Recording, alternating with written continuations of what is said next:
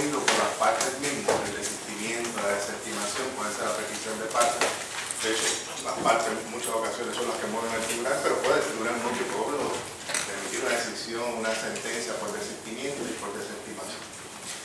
Una vez, pues, obviamente se han utilizado, o no se han utilizado, han tenido éxito o no han tenido éxito esos mecanismos, pues el caso sigue hacia el juicio. En términos del juicio, pues ustedes lo estudiarán más en detalle cuando estudien pues, las reglas de evidencia, el curso de evidencia. No obstante, es bien importante que el día del juicio, pues fundamentalmente en nuestro ordenamiento jurídico, quien tiene el peso judicial de presentar pruebas es el demandante. El demandante fue que radicó la acción y conforme a las reglas de evidencia, pues las reglas básicamente establecen que quien empieza el desfile de pruebas es el que lleva la afirmativa. Si es en lo criminal, pues el Ministerio Fiscal. Si es lo civil, pues la parte demandante. ¿Puede haber excepciones a eso? Sí, puede haber excepciones si hay algún tipo de procedimiento específico que indique que en lugar de presentar el demandante la prueba, pues el demandado. Pero la gran mayoría de los casos en nuestro ordenamiento jurídico es el demandante. Una vez pues, pasa su prueba y se superan todas las mociones pertinentes por la parte demandada, la parte demandada no está obligada a presentar pruebas, como ustedes lo vieron, porque si entienden de que es insuficiente la prueba del demandante, ya ustedes saben que ya conocen la regla 39.2, inciso C, básicamente es la moción de no sub. De manera que el demandado lo que va a hacer es, si procede, si realmente hay insuficiencia de pruebas, pues no presentó prueba, pero voy a plantear la desestimación del caso porque ya no estamos en la etapa de las alegaciones, estamos en el juicio. Ya en el juicio usted tiene que probar su caso con prueba preponderante en el ámbito civil. De manera de que, pues, si el tribunal determina no aprobar a ese planteamiento, pues entonces la parte demandada tendrá que presentar su prueba. Y ahí, pues, básicamente presentar todos sus testigos, toda la evidencia. Finalmente, cuando ya se somete la evidencia de un lado y del otro, la palabra clave por cada una de las partes es sometidos. Somete el demandante a su caso, somete el demandado a su caso, pues entonces el tribunal, para eso es que se radicó el pleito. Y habíamos hablado del principio de finalidad. El principio de finalidad es que el juez que ha estado llevando todo ese pleito, pues ahora es el momento de resolver y dictar la sentencia. En ese caso, que en cierta medida, pues esa sentencia es la que va a darle finalidad al pleito. En cuanto a eso, pues aquí yo le asigné, y es muy importante, la regla 42. La regla 42 pues, recoge los aspectos que tienen que ver con la sentencia y las resoluciones. Pero de entrada quiero traerle unos aspectos bien importantes en cuanto a la sentencia. Es bien raro que un juez, una vez decida la prueba en un caso civil, criminal puede ocurrir, pero en un caso civil los jueces normalmente no resuelven el mismo día que dieron el juicio. ¿Puede haber excepciones? Claro que sí, porque depende, hay casos y hay casos, pero la gran mayoría de los jueces, una vez someten las partes del caso, en ese caso ciertamente el juez lo va a resolver en otra ocasión. De manera que es bueno ver las etapas que tiene una sentencia desde el punto de vista técnico-procesal. Uno, y son tres términos, tres etapas bien importantes que tenemos que conocer porque tienen una implicación en alguna de las reglas que vamos a estudiar ya mismo. Una cosa es la sentencia dictada. Dos, la sentencia final y efectiva. Y tres, lo que es la sentencia firme y ejecutoria. Esas son las tres etapas bien importantes de una sentencia. Sentencia dictada, sentencia final efectiva y la sentencia firme y ejecutoria. Sentencia dictada no es otra cosa, y es sencillo, es el momento en que pues, luego de haber preparado y parir esa sentencia y resolver el caso, que hoy en día pues, utilizan las computadoras, pero antes era el juez preparaba su sentencia con su secretaria, es el momento en que el juez firma la sentencia. Ese es donde quiera que ustedes vean en las reglas que habla sentencia dictada es cuando el juez firma la sentencia. Eso ustedes cuando ven una sentencia, también ven una resolución, van a ver que al final va a aparecer el nombre del juez firmándola. Eso quiere decir que de su puño y letra el juez le ha dado pues, obviamente aquí esa firmeza a esa sentencia. Sentencia final y efectiva es otra cosa. Porque después que el juez firma la sentencia, todavía no empiezan a correr los términos apelativos, sino que eso baja a la secretaría. De allá en la secretaría, aunque las reglas dicen inmediatamente, pero hay hay casos, en la gran mayoría de los casos tampoco se notifica el mismo día. La regla habla inmediatamente y de hecho mandatan de que si es lo posible que el secretario el mismo día que el juez la dicte, la notifique.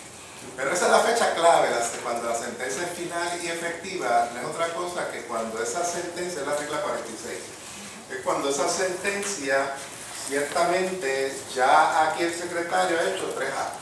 Uno, y esto pues lo tenemos en la regla 46, importantísimo, y yo sé que ustedes la leyeron. Dice esa regla que una vez baja la sentencia de la secretaría, el secretario va primero a archivar copia de esa sentencia en los autos, que ustedes saben que los autos se abrieron el día que se radicó la demanda. Esa palabra auto es bien importante, cuando ustedes han leído casos del Supremo, se devuelven los autos. Ese es el expediente que se abrió del caso. Empieza flaquito, pero al final, pues ciertamente va quedándose escrito y escrito. Pues el secretario va a hacer 3 actos: archivar en los autos la sentencia. 2, va a registrar esa sentencia, ¿dónde? Regla 66, aquí estamos hablando otra regla, en el libro de pleitos y procedimientos. Él archiva y ahí registra en ese libro que se dictó sentencia en tal día. Y tercero, que no nos interesa a los abogados, notifica a todas las partes o a los abogados que representan esa parte de esa sentencia que dictó el juez hace un tiempo atrás. Eso es lo que se conoce, señores, porque ustedes quizás estaban curiosos qué quiere decir el archivo en auto, copia, notificación de la sentencia. Pues básicamente es que en la sentencia al final, luego de la firma del juez, luego de ser dictada, va a aparecer esta anotación: se archivó en auto, copia, notificación de la sentencia, esta sentencia en tal fecha. En muchas ocasiones no coincide con la fecha en que la firmó. Y esa va a ser la fecha donde van a empezar a correr los términos apelativos. Tal vez es la regla 46, que desde ese momento pues que empiezan a correr los términos jurisdiccionales para radicar mociones o para radicar los recursos ante el tribunal de alzada. Así que es bien importante pues reconocer lo que eso quiere decir. Ya más ahorita yo voy a entrar en detalle sobre la regla 46 a esos efectos. Una de las preguntas importantes es, que lo recoge también la regla 65.3, que ya la habíamos estudiado cuando hablamos de las notificaciones, es qué pasa cuando el archivo en auto no coincide con la fecha del matasello, es decir, con la fecha del depósito del correo.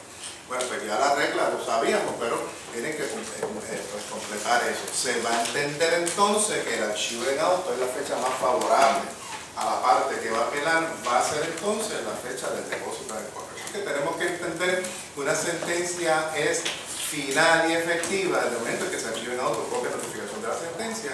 Si no coincide el archivo en auto con el matasello cuando el abogado recibe ese sobre con esa sentencia, pues se va a entender que entonces el archivo en auto va a correr desde el momento del matasello, del depósito del correo. La tercera etapa final, que también interesa al abogado, es cuando esa sentencia es firme y ejecutoria. Y es firme y ejecutoria cuando se dan uno de 2 eventos. Uno, cuando han transcurrido y expirado todos los términos apelativos y no fue apelada esa sentencia, que ya está lista para que la parte victoriosa pues proceda primero a exigirle voluntariamente pues la satisfacción de esa sentencia al que perdió. Y si no, pues eso es el último tema que vamos a estudiar, pues entonces utilizar los mecanismos de ejecución de sentencia de la regla 55. O lo segundo, que haya sido apelada y ya haya sido resuelta por el máximo tribunal apelativo y haya bajado lo que se llama el mandato. A partir del mandato es que esa sentencia, desde esa fecha ya esa sentencia es firme y ejecutoria. Yo sé que no hemos estudiado lo que es el mandato, pero es importante la decisión final cuando el tribunal ya supremo, el tribunal de apelaciones, el que fuese, porque puede ser que no haya llegado al supremo, ya resolvió completamente ese asunto, va a devolver ese expediente, esos autos al tribunal de instancia. Eso es lo que se llama el mandato. Desde ese momento, pues tiene hasta 15 años para cobrar esa sentencia, esa parte pues victoriosa, y eso pues lo vamos a estar estudiando el jueves, la próxima tarde. Así que quería entrar en esas 3 etapas. ¿Hay alguna duda en cuanto a eso? De manera de que vamos a ver la regla que la fecha en que fue dictada la sentencia es importante. Y, por ejemplo, para el interés legal por sentencia corre no a partir del archivo en auto, eso es para los adultos y los niños. La regla dice que se va a computar el interés legal hasta que se pague totalmente la sentencia en el momento en que se dictó. Es decir, el momento en que juez firmó la sentencia. Pero para recurrirla en cuanto a mociones o remedios o los recursos apelativos, la fecha importante es el archivo de autocopia de notificación de la sentencia. Y obviamente para ejecutar, usted no puede ejecutar una sentencia si todavía no es fin ni ejecutorio. De manera que para ejecutarla, que es otro evento, pues ya es el momento en que es fin y ejecutoria esa sentencia. ¿Dudas con respecto a eso? Profesor, ¿puede repetir nuevamente lo que dijo en cuanto a luego que el juez firma la sentencia? Sí, lo primero que hace el juez es que la prepara, obviamente, y la firma. Y cuando la firma, que eso lo vas a ver en la sentencia, normalmente en la última página, para aparecer la fecha donde el juez firmó, pues es sentencia dictada. Cuando ya está archivada en auto, quiere decir que ya ha sido notificada, todas las partes empiezan a poner los términos apelativos. Eso es lo que conocemos en la jerga jurídica como que la sentencia es final y efectiva. ¿Efectiva para qué? Pues efectiva para las mociones jurisdiccionales que correspondan o para los recursos apelativos. Esa es la segunda etapa.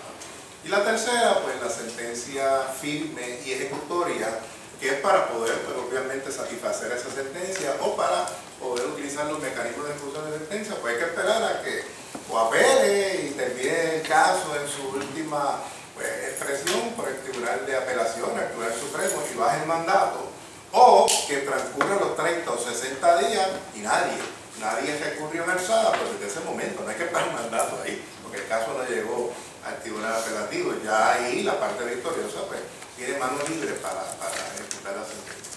Así que sentencia dictada es cuando ya el juez la firma, que normalmente hace en su despacho, en su oficina, más tarde. ¿Se le puede pedir reconsideración al Tribunal de Apelación? Sí. Se puede pedir reconsideración ante el Tribunal de Primera Instancia, se puede pedir reconsideración ante el Tribunal de Apelaciones y finalmente ante el Tribunal Supremo. Por eso es que para que sea firme ejecutoria hay que esperar qué pasó.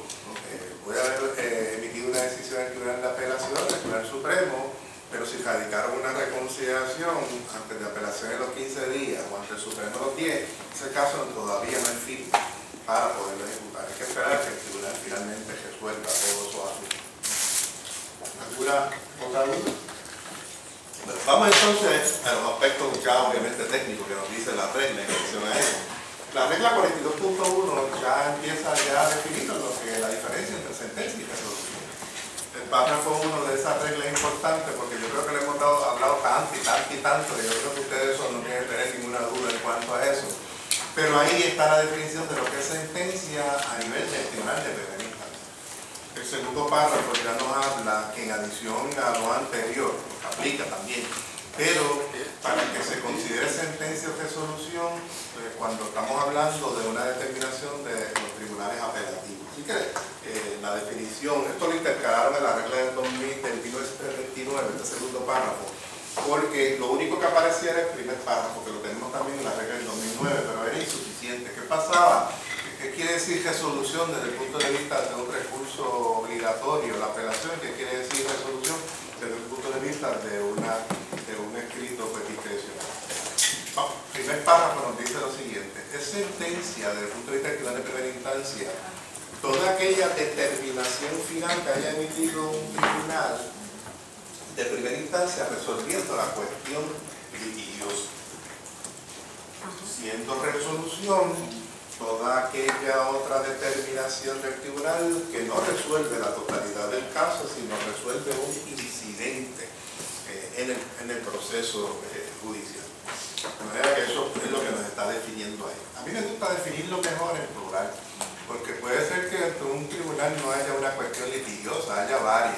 ¿Qué pasa cuando hay varias cuestiones litigiosas? Pues mire, sentencia cuando hay un decreto, una determinación que usted examina y resolvió que todas las cuestiones litigiosas, no dejó nada pendiente por resolver. Si el tribunal de instancia le llamó sentencia y ciertamente cuando usted la ve en su fondo resolvió todas las cuestiones litigiosas en el caso, pues ciertamente estamos hablando de una sentencia. Es importante ver lo que es una sentencia y una resolución.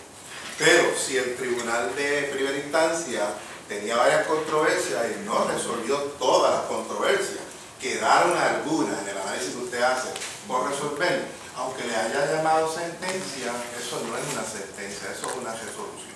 De manera que por eso yo me gusta más utilizar el plural, la regla lo habla en singular, pero ustedes cuando vean un decreto, el nombre no hace la cosa. Lo importante además del nombre es ver si en su fondo realmente esa determinación que emitió el tribunal está resolviendo algunos incidentes o está resolviendo la totalidad del juicio. ¿Alguna duda con respecto a eso? La segunda un poquito más técnica, tiene que ver con lo que ustedes están haciendo ahora, aunque ustedes no van a llegar a esta parte, pero ustedes están haciendo alegatos ante el Tribunal de Apelaciones, que están obviamente en esa pendencia en estos momentos. Ahí nos define lo que es sentencia desde el punto de vista del Tribunal de Apelaciones.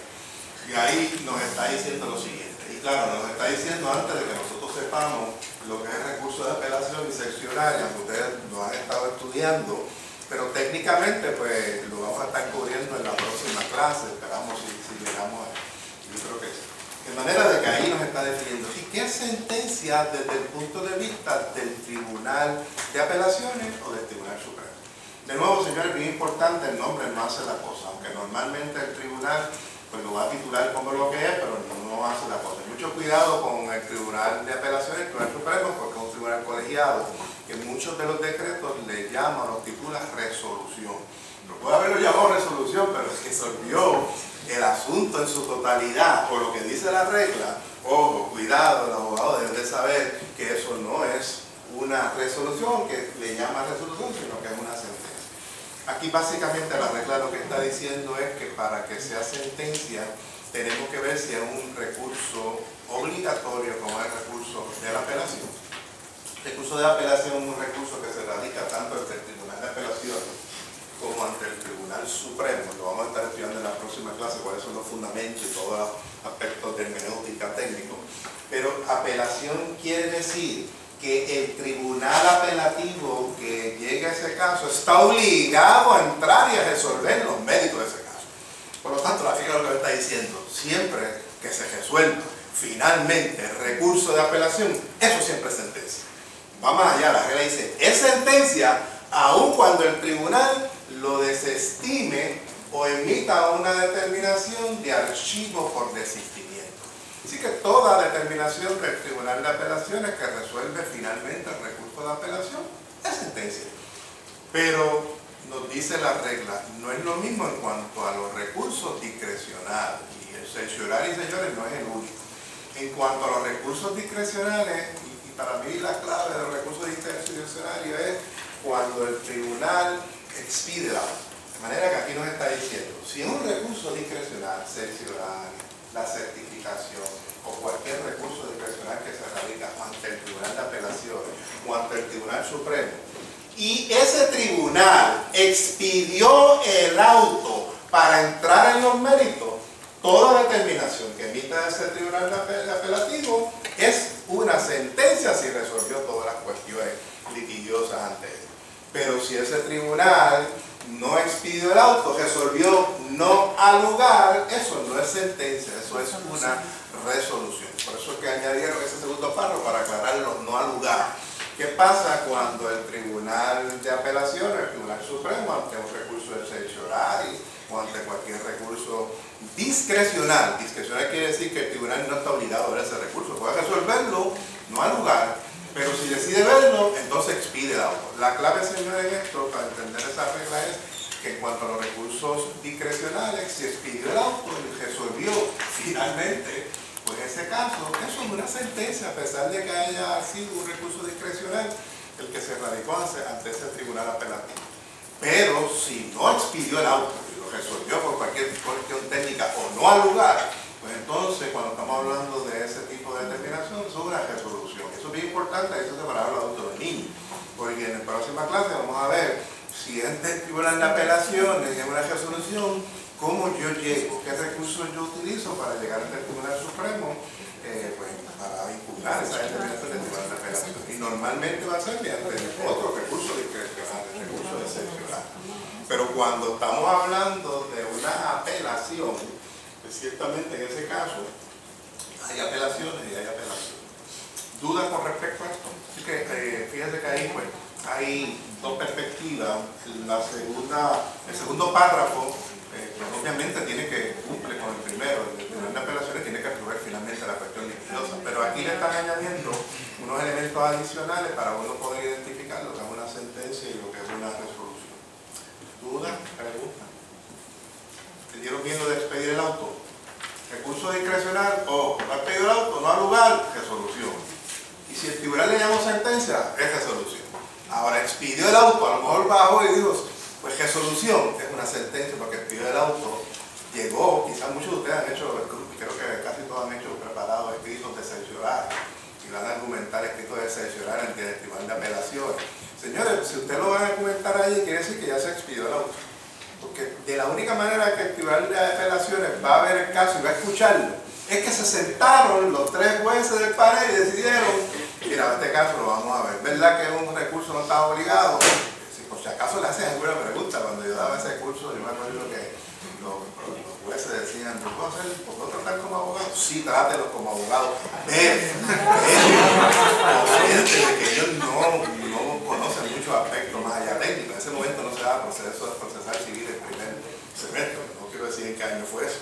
Pero la realidad es que ciertamente yo preparaba a los estudiantes, mira, eso es que escribieron el auto, tú vas a argumentar un caso, de hecho, la argumentación oral, eso es una regla, eso es discrecional. Los tribunales, pues, ven los casos por escrito. Lo que pasa, pues, por cuestión del ejercicio, pues ustedes viven esa experiencia. Pero eso quiere decir que expidieron el auto, si es un recurso. No sé si alguno tiene un recurso de apelación. Si es un recurso de apelación, no hay problema, porque el recurso de apelación está obligado a entender.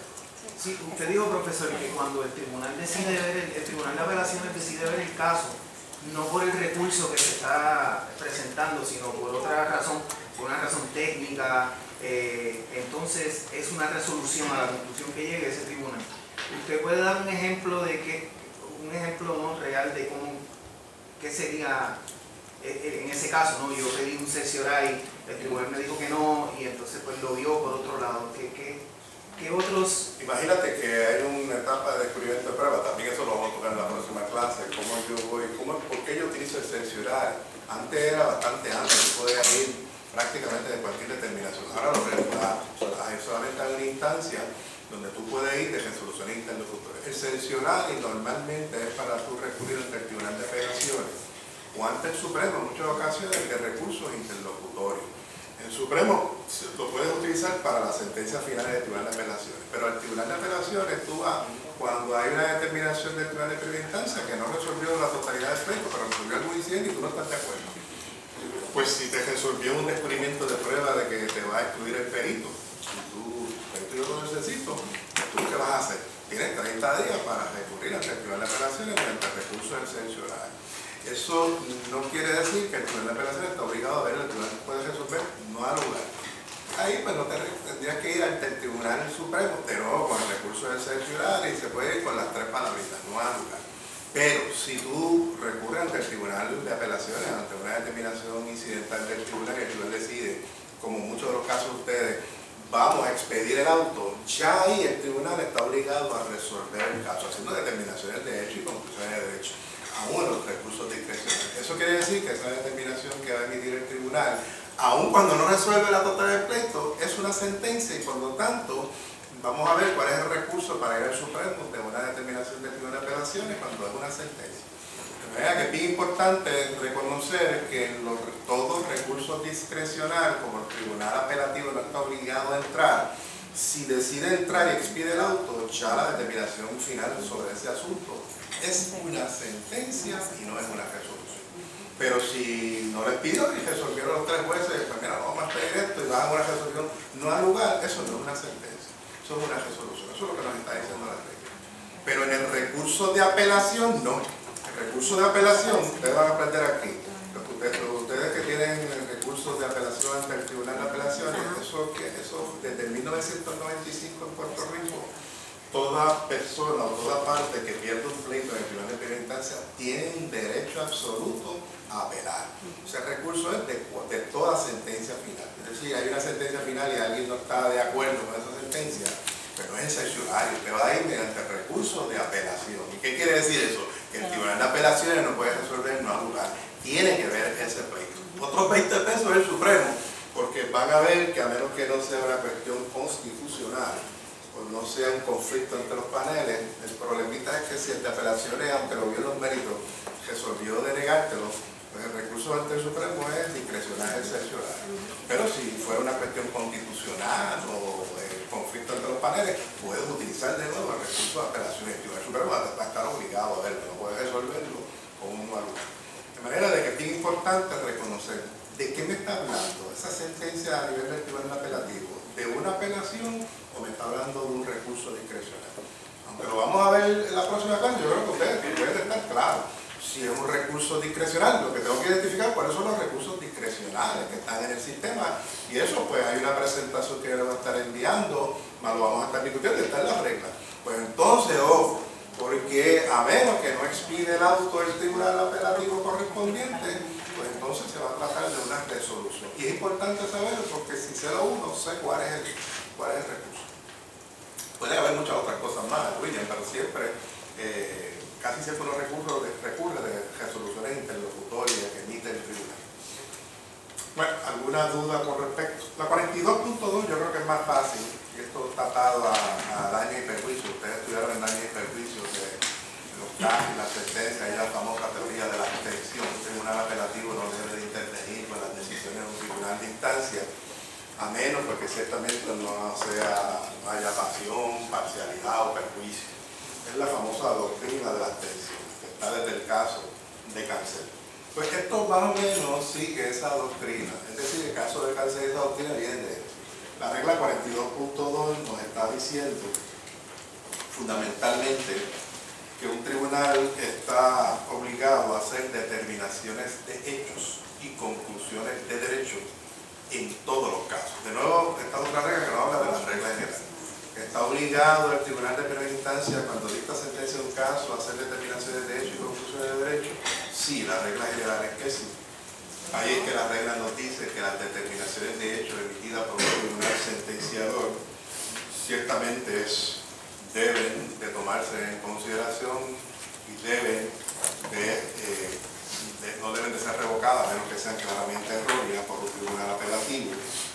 Habla que las determinaciones o las conclusiones de hecho o derecho que emita un comisionado, en un caso se le puede referir a un comisionado también, es una de las reglas que se contempla la regla de procedimiento civil para que vea un asunto. Pues las recomendaciones que hace un comisionado, si el tribunal las adopta, se van a entender como que son determinaciones de hecho del tribunal.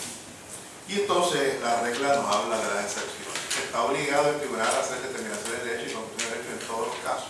Y ahí rápido nos dice en los últimos párrafos, no está obligado a hacerla, y nos dice en qué caso no está obligado un tribunal a hacer determinaciones y conclusiones de derecho. Lo primero que nos dice el inciso A, nos dice no está obligado cuando se trata de una determinación en cuanto a una moción bajo la regla 10, cuando se trata de un asunto conforme a la regla 36.1 y 36.2, lo que está diciendo ahí, cuando se trata de una sentencia sumaria o una solicitud de sentencia sumaria radicada por cualquiera de las partes. Y entonces dice, y no está obligado cuando el juez resuelve cualquier otra moción, salvo, no sé si es el mejor ejemplo de redacción, pero dice, a excepción de que esté resolviendo pues, conforme a la moción bajo la 39.2, es decir, pues que el tribunal esté desestimando el pleito por las razones que establece la regla 39.2. ¿Qué es lo que nos está diciendo ahí? Debió haberlo redactado de la siguiente manera. Es lo mismo, pero ustedes apréndanselo como está. Los tribunales de instancia no están obligados a hacer determinaciones de hecho y conclusiones de derecho cuando van a resolver un incidente relacionado a una moción, salvo la moción bajo la 39.2. Eso es lo que está diciendo él. Veamos. ¿Qué quiere decir una determinación a resolver mociones bajo la regla 10? Pues si el tribunal está resolviendo, ¿se acuerdan del arsenal de mociones que discutimos aquí de la regla 10? Si el juez está resolviendo a lugar o no a lugar a una moción bajo la 10.2, que son los 6 fundamentos de la moción de desestimación, ¿está obligado a hacer determinaciones de hecho y conclusiones de derecho? Dice la regla que no está obligado a hacer determinaciones de hecho y conclusiones de derecho. Si el tribunal tiene un incidente sobre la moción de sentencia por las alegaciones que discutimos aquí y y que advertimos que tengan cuidado, se puede convertir en una moción de sentencia sumaria. Pues el juez, si resuelve al lugar o no al lugar, no tiene que estar escribiendo ni hacer determinaciones de hecho ni conclusiones de derecho, porque esa es una de las mociones conforme a la regla 10. Moción eliminatoria, moción de exposición más definida, acumulativa. Ninguna de esas mociones bajo la regla 10, el tribunal está obligado a hacer determinaciones de hecho o conclusiones de derecho. Simplemente con resolver no al lugar, con eso el tribunal está cumpliendo y no es un error el que el tribunal no haya hecho las determinaciones. La otra, la 36.1 y 36.2, tampoco está obligado el tribunal a hacer determinaciones de hecho o conclusiones de derecho cuando se ha presentado por la parte demandante 36.1 o por la parte demandada 36.2 una moción de sentencia sumaria. Tanto que trabajan los abogados, donde ahí tienen que escribir, argumentar, incluirle toda la prueba y la regla está diciendo, el juez lo puede despachar con un no a lugar. Y con eso es suficiente. Claro, muchos jueces lo pueden hacer. Si el juez lo quiere, puede resolver y parir una sentencia. Pero eso es lo que está diciendo ahí. Y por si acaso, señores, está diciendo y cualquier otra moción. Y desde el principio de clase, nosotros hemos estado hablando aquí, ¿verdad?, de la moción de desestimación, a 10.2, aquellos casos de H-Toma, esos casos, de la moción de traslado. Si un tribunal se le plantea una moción de traslado y hay una oposición, ¿no está obligado a hacer determinaciones de derecho y de derecho? Dice aquí, ni cualquier otra moción. Ah, pero dice excepción. ¿Y cuándo, a cuál moción si el tribunal está obligado a hacer determinaciones de hecho y conclusiones de derecho? Pero dice ahí, bajo la regla de excepción, la regla 39. ¿Alguna duda con ese inciso A? Así que, bien importante esto, lo que nos está diciendo, reglas en general. Hay que hacer determinaciones de hecho y conclusiones de derecho por parte de los jueces. Y se le da la diferencia. Pero nos está diciendo, excepción, no está obligado a hacerlo el juez, obligado no quiere decir que sea potestativo de él, en estos casos que está indicando. Nosotros yo creo que se caen de las manos, a esto ya hay que aprendérselo porque la regla lo dice. Y a pesar de que usted tenga la regla aquí del examen, pero tiene que aprendérselo de memoria. O sea, aquí sabe que, por eso es lo que yo digo que la mejor manera es, pues cada vez que un juez resuelve sobre una moción, no está obligado a hacer determinación de hecho ni conclusión de hecho, excepto la 39.2, que ya hay moción de non-sub, ahí está obligado a hacer determinación de derecho y conclusión de derecho. Tampoco está obligado a hacer determinación de derecho y conclusión de derecho cuando se trata de un caso en rebeldía. Eso se cae de la mata, es un caso de rebelde. No fue, intentaron la prueba y la sentencia de rebeldía, pues la prueba de criminal al lugar de la demanda. Tercero, cuando las partes así lo estipulen, se cae de la mata. Si las partes estipulan, bueno, esta sentencia, nosotros pues no requerimos que usted haga determinación de derecho y conclusiones de derecho. Y la D, siempre tiene que haber alguna razón donde le dé flexibilidad al tribunal, cuando por la naturaleza de la causa de acción o el remedio conceder una sentencia, el tribunal así lo estime. Un buen ejemplo, siguiendo la ley de Williams, que eso es lo que ustedes tienen que hacer, ¿qué ejemplo? Pues un caso de jurisdicción voluntaria, un caso ex parte, cambio de nombre, portación de armas, declaratoria de derecho. ¿Está obligado el juez a hacer determinaciones de hecho y conclusiones de derecho ahí? No, porque si el procedimiento es parte, no hay controversia contrapuesta entre las partes. Es una petición que hace una parte o varias partes para que el tribunal emita algún tipo de pronunciamiento. De manera de que hay muchos casos en el sistema donde la misma naturaleza del procedimiento no requiere que el tribunal haga determinaciones de hecho y conclusiones de derecho. Tengan cuidado con esto porque hay que aprenderse la regla y las excepciones. Eso ha sido objeto de exámenes de revalia a cada rato y en este curso pues no está de más, donde nos han puesto ustedes en situaciones que está en la excepción. Mire, el juez resolvió un caso de rebeldía y emitió esta determinación. Y aquí, contesten usted cuál de las siguientes es correcta. Erró en no erró el tribunal un caso de rebeldía porque no hizo determinación de derecho y conclusión de derecho. Y usted, pues, algunos caerán en la cascarita y otros no tienen que aprender. La regla general es que sí, pero déjame ver si están las excepciones. Sí que era potestativo de él. Si él las hacía, pues entonces ya, eso tú lo puedes utilizar en una parte, en la apelación, como error. Pero si el juez no las hizo, no lo puede obligar. Y donde caen casi siempre es, pues ya visto una moción aquí, post sentencia, que es la moción bajo la regla 43.1 y 43.2. Moción donde se solicita al tribunal que no las hizo a que haga determinaciones de hecho y conclusiones de derecho. Y esa moción está disponible en el arsenal, pero la misma regla dice en aquellos casos donde el juez está obligado a hacer determinaciones de hecho o conclusiones de derecho. De manera que vamos a retomar este tema ya mismito, pero es muy importante pues, conocernos cuál es la regla general y las excepciones. ¿Dudas con respecto a eso? Tercero, y aquí está una de las reglas que hemos estado tocando, pero llegó el momento, es la regla 42.3, una regla bien técnica, una regla que aquí sí que a veces es bueno verla como un ejemplo, pero una facultad que tiene el tribunal. Y la pregunta es la siguiente, la hemos visto aquí. ¿Puede un tribunal, al resolver cualquier asunto, que no resuelve la totalidad de un pleito, podría convertir una resolución interlocutoria, una sentencia parcial en una final? ¿Puede el juez convertir una sentencia parcial que le esté solicitando eso y el juez resuelva, caramba, pero es que yo resolver esto, ¿verdad que no quiero resolver todo el pleito? Pero en cuanto a parte de esas reclamaciones, le voy a dar finalidad. ¿Puede hacerlo? La regla nos dice que sí. Ya lo sabíamos porque habíamos tocado eso. Lo habíamos visto, que puede darse, no necesariamente en estas instancias, pero lo hemos visto en estas instancias. Ojo, cuidado. Se radica una moción de desestimación parcial.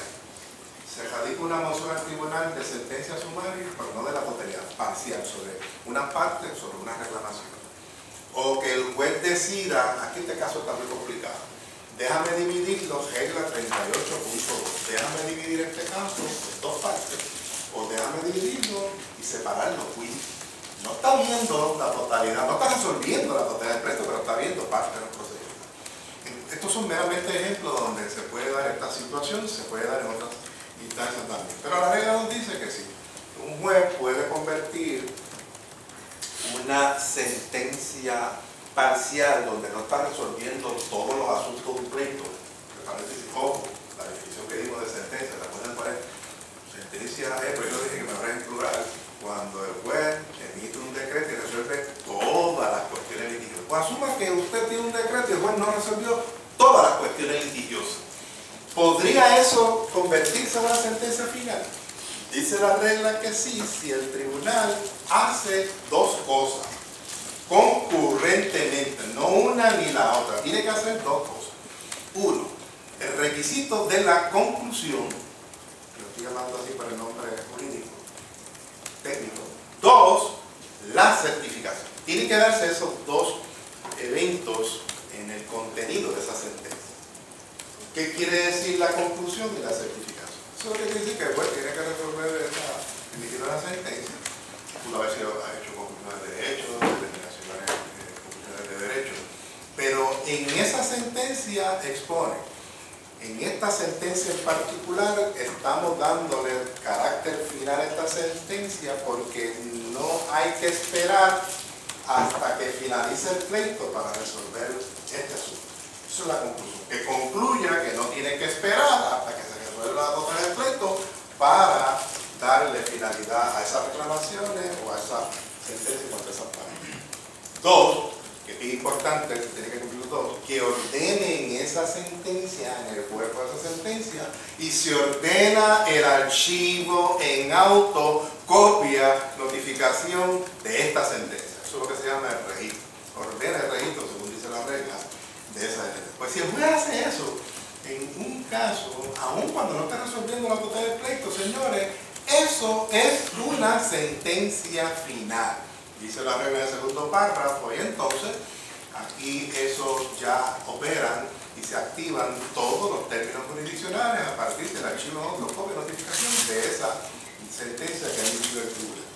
Esto, la regla dice que, la regla habla de dos razones, dos motivos que el juez lo puede hacer. El juez lo puede hacer cuando hay múltiples reclamaciones, es decir, cuando tiene demanda de convenciones, demanda contra copartes, pero decide resolver algunas de esas reclamaciones, le puede dar finalidad a esa decisión en cuanto a esa reclamación. O cuando tiene múltiples partes. Un juez tiene aquí pues, varias partes, pero ya sea por transacción, ustedes lo vieron mucho en el daño y perjuicio por transacción, o sea, porque hay una moción de sentencia sumaria, una moción de desestimación, el juez dispone en cuanto a esa parte, emite una sentencia y le da finalidad. Eso quiere decir que el recurso que tiene esa parte que pierde es de apelación y no es el de excepcional. No les extraño a ustedes porque es una de las reglas favoritas de preguntar a los profesores de los exámenes. exámenes y también en las reválidas. De manera de que nos está diciendo la regla y resumimos. En los casos donde hay múltiples reclamaciones, hay varias reclamaciones, acuérdense de la regla 5.1. O en los casos donde hay múltiples partes, un juez podría resolver en cuanto a alguna de esas reclamaciones o alguna de esas partes y darle finalidad, darle efecto final a esa sentencia que emite. Pero tiene que en el cuerpo de esa sentencia hacer la conclusión y tiene también que ordenar el registro del archivo. Voy a darle un ejemplo que ustedes deben de haberlo visto. En los casos de cocausante de daño y perjuicio, los casos de impericia que mandaron a medio mundo, al médico, a todo el mundo, al hospital, ¿verdad que ustedes leyeron casos que se transó con respecto a algunos de ellos? Y esos casos donde el tribunal hay una transacción contra un médico, pero sigue contra los otros, pues el tribunal le va a dar finalidad a ese pleito para que ese médico sale del pleito. Y el que no esté de acuerdo, porque las demás partes, ustedes leyeron casos, si yo no estoy de acuerdo, se les va a notificar, porque ellos están transando, pero si usted no está de acuerdo, desde ese momento, usted no espere que se acabe el caso, en ese momento usted tiene que ir en alzada. Y no es el recurso excepcional, es el recurso de apelación, como una sentencia final. Ustedes leyeron casos que transó por 200.000. De ahí, ¿qué hicieron los abogados? Radica una moción de desistimiento voluntario parcial en cuanto al médico A. Pero esto sigue en cuanto a los otros. ¿Y qué va a hacer el juez? Se dicta sentencia parcial contra esta parte, emite la conclusión, se convierte en una sentencia final porque no tenemos que esperar a que termine el caso en cuanto nos den demandado y se ordene el registro. Desde el momento en que esa sentencia diga archivo, en auto, copia, notificación de la sentencia, el tratamiento que se le tiene que dar a esa sentencia es el mismo que si fuera una sentencia final resolviendo el caso en cuanto a la totalidad de las partes. Cascarita, caso de daños y perjuicios. Ya maté otra pregunta en el examen. La hago porque siempre se lo olvida y muchos no vienen y a lo mejor por hearsay, no, mira, el profesor habló sobre esto, pero pasa esa. Bueno, caso, otro evento que dimos aquí, y es tratado, así le dije que también se da también cuando el juez dice, vamos a dividir el caso de daño. Estoy tocando ejemplos de ustedes, y esos son ejemplos que ustedes van a tener, no van a tener ejemplos de otra naturaleza, de casos, de clase que ustedes toman. Imagínense que en un caso de daño y perjuicio, yo les digo, pues vamos a ver la vista de responsabilidad, y luego, dependiendo de lo que resolvamos, señalaremos para la vista de daño. Esta pregunta yo la he hecho varias veces. Y el tribunal topió la vista de responsabilidad y determinó en esa vista de responsabilidad, pues, anular la demanda. Me probaron de que sí, hay responsabilidad. Se señala para una vista de daño el día 8 de julio del 2014. ¿Es eso una sentencia final o eso es una determinación interlocutoria? Voy con el recurso de apelación. Si yo estoy de acuerdo, yo demandado estoy de acuerdo con esa determinación, yo digo, sí, me probaron aquí los 3 elementos de la causa de acción, pero vamos a señalar por ahí este daño para ver cuántos son los daños. Si no está de acuerdo el demandado, ¿qué recurso utiliza? ¿El seccionario o utiliza la apelación? Para eso hay que saber si es una determinación final o si es una interlocutoria. ¿Cómo ustedes creen? Y el tribunal dijo que iba a dividir el caso. Dio la vista de responsabilidad. Y ahí determinó al lugar. Que iba a dividir la poesía en una sentencia final, la de... Sí, ¿por qué? Bueno, si uno va a cometer errores, bueno, porque es una sentencia final. Yo dije aquí que el juez hizo la conclusión del ejemplo. Y de hecho el juez no debe hacer eso porque eso no es una sentencia final, porque sentencia final es toda determinación de un tribunal, pero yo dije plural. Y a veces ustedes dicen, por eso machaca cositas, las cosas maliciosas. Porque es que a veces las reglas están ahí, pero se las van a poner cuando no de esa manera. ¿Resolvió todas las cuestiones litigiosas que el tribunal? No. Entonces la única otra alternativa hubiese sido que lo hubiese hecho que esto que acabo de decir aquí. Pero ¿por qué yo no dije eso y por qué Bueno hizo eso? Porque ahí no ha resuelto todas las cuestiones litigiosas, resolvió parte del pleito. Por lo tanto, si el demandado no está de acuerdo, puede ir en alzada, que fue la pregunta que tú hiciste, pero es mediante el recurso de seccionar. ¿Estamos claros en eso? Ahora vamos a virar la tortilla. Y si el juez dio la vista y resolvió, y en ese caso en particular no ha lugar, aquí el demandante, es más, resolvió por non sum. Aquí y no hay ninguna prueba, no es testigo y no hay ninguna prueba. Desestimado el caso de daño y no lo señaló para ninguna vista de daño. ¿Qué es eso? Una sentencia final. Eso es una sentencia final. Volvemos a la definición básica. Y esa es de la 43 puntos. Esa decisión del juez resolvió todas las cuestiones en el caso. Sí, las resolvió. No se puede esperar la vista de daño. Y pasan los 30 o 60 días, por eso tiene estabilidad asociada, se le fue la guagua. No va a haber nunca vista de daño. Por lo tanto, el juez resolvió la totalidad de ese pleito. Normalmente en estos casos, aquí los errores, usted tiene una situación como esta, aquí esto es un caso de error.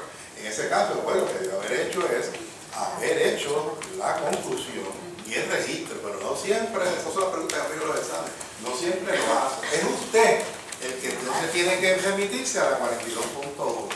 Resolvió todas las cuestiones litigiosas aquí. Fíjense que una misma situación con dos alternativas distintas de una misma controversia, dividiendo el caso en uno de responsabilidad de daño, como el resultado es distinto. Y si usted falla 5 puntitos, identificar si es sentencia de resolución, los otros 5 puntitos es si es cerciorario, si es apelación. Por eso es que es bien importante, cuidado con esto, pero vayan a la raíz. Resolvió el tribunal todas las cuestiones litigiosas. Para mí esa es la clave, porque cuando usted ve esto en la situación de hecho, que hizo la conclusión, que es registro, eso le viene rápido. Olvídate de la 42.1, le dio finalidad, pero no es el recurso de la apelación, y eso es lo que ha venido en las debates en varias ocasiones. Pero, ¿qué pasa si el tribunal no ha hecho la conclusión, ni ha hecho la certificación? Usted tiene que ver la esencia de ese escrito. ¿Resolvió todo o no resolvió? Que si el tribunal no resolvió todas las cuestiones en el caso, lo importante es ver si concluyó y si ordenó el registro de esa decisión que tomó. Sí, siempre es importante si lo hizo una cuando tú veas una situación donde el tribunal tiene una determinación sobre un asunto parcial en cuanto a reclamaciones, en cuanto a partes, y hace la conclusión, pues obviamente ya tú sabes que se convirtió esa sentencia en una final. Por lo tanto, eso. Si la pregunta primero es que es una sentencia final o es parcial, tú la vas a sacar bien, los 10 chavitos los vas a obtener. 5, sí es una sentencia, profesor, final. ¿Por qué? Porque resolvió todas las cuestiones litigiosas en cuanto a esa parte que es lo importante. Y segundo, eso pues cumple con los requisitos de la regla en cuanto a la conclusión y la certificación. Y lo segundo, pues el recurso ya lo tiene que saber cuál es, que es el de apelación. Se recurre mediante apelación de toda sentencia final. Es fácil verla cuando ustedes ven una situación y el juez resolvió todas las cuestiones en una sentencia. Pero ¿qué pasa cuando estamos hablando de algo que no resolvió un incidente, pero el juez ciertamente le está dando final? Bueno, dudas, preguntas con respecto a esto. Además de estos aspectos técnicos de la sentencia que están en la regla 42, pues también la sentencia contiene otras partidas y otros asuntos. Y ahí pues están los siguientes asuntos. ¿Qué otros asuntos puede contener una sentencia? Pues uno, las costas, el interés legal por sentencia y los honorarios. Hay 4 otros asuntos. Fíjense que yo he utilizado la palabra que pueden contener una sentencia, no tienen que estar los 4.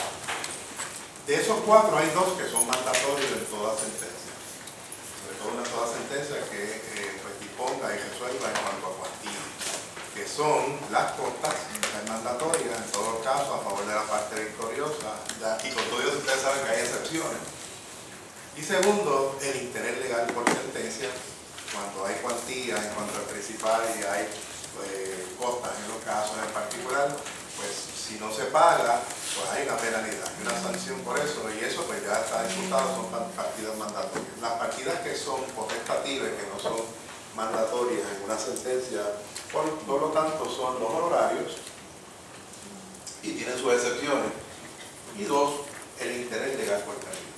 Es decir, cuando se emite una sentencia, además de hacer determinaciones de hecho, conclusiones de derecho, ¿qué otra cosa puede contener una sentencia? Muchas sentencias pueden contener estos 4 asuntos, pero de estas, pues las que son mandatorias son las costas y el interés legal. Así que es importante ver entonces cada una de ellas.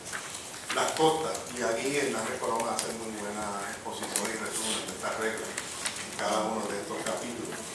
que si tienen dificultad ustedes, porque no son muchas reglas técnicas, sobre todo en los recursos apelativos, vayan al comentarista, le ha hecho tremendo trabajo, si no, pues se agarra.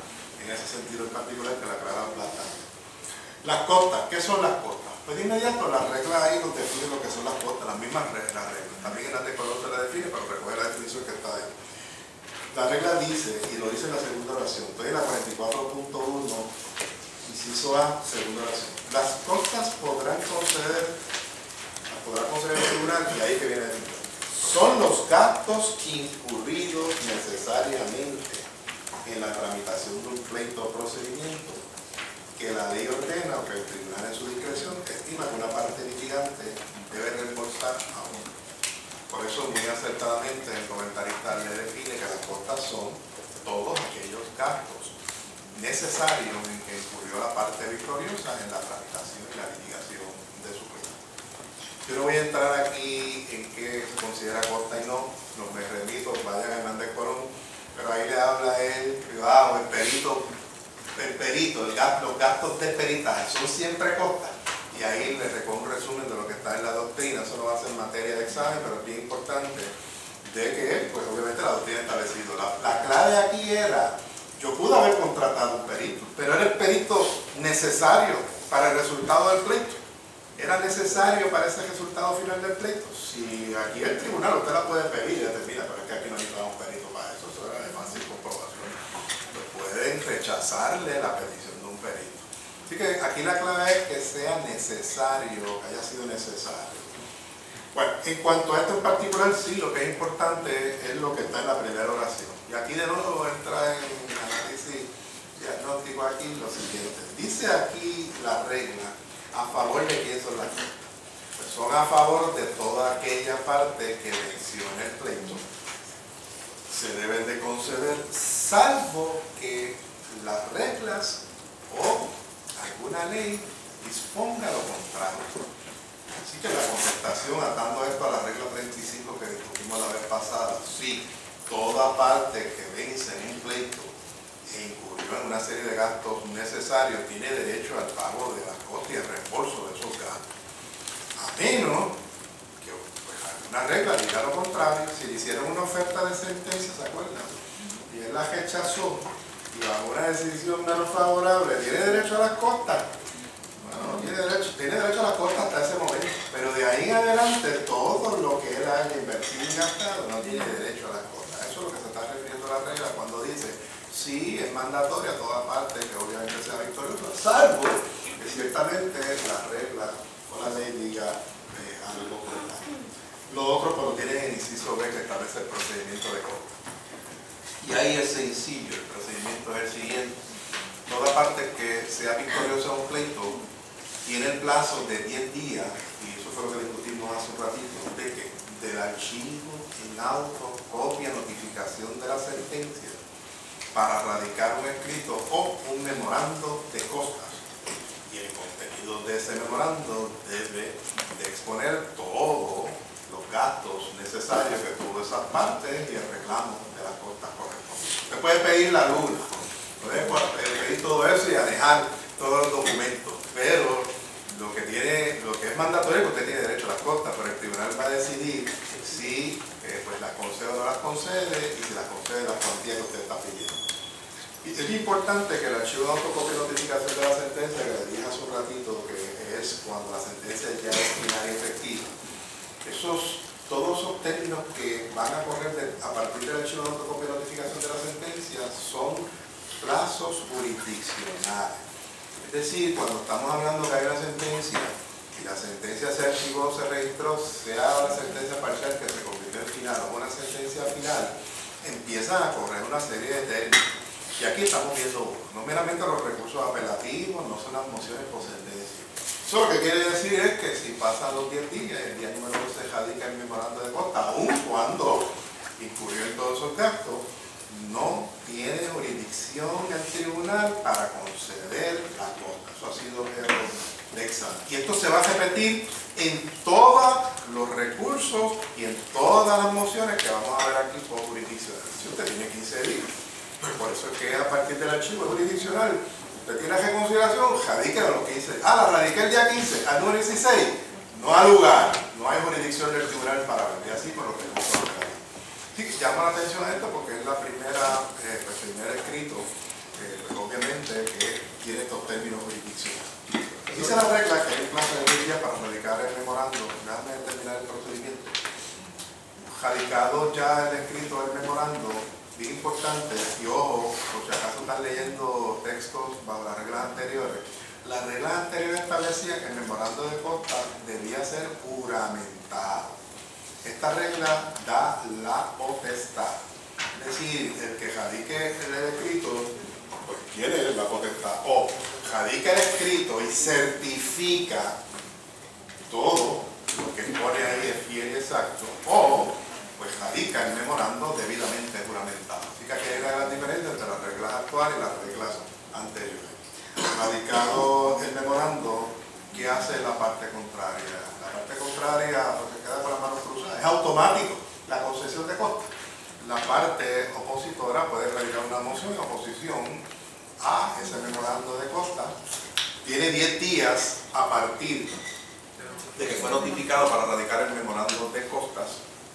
Y ahí pues se trabaja la controversia y el tribunal emitirá la determinación sobre si procede o no proceden las costas o en qué extensión o modificación pues proceden las costas. ¿Sí? Eso mismo era lo que estaba preguntando. La regla establece que la determinación que tome el tribunal a favor o en contra en cuanto a la petición de costa se puede impugnar. Es revisable. ¿Mediante qué recurso? La regla ya ahí le dice el recurso.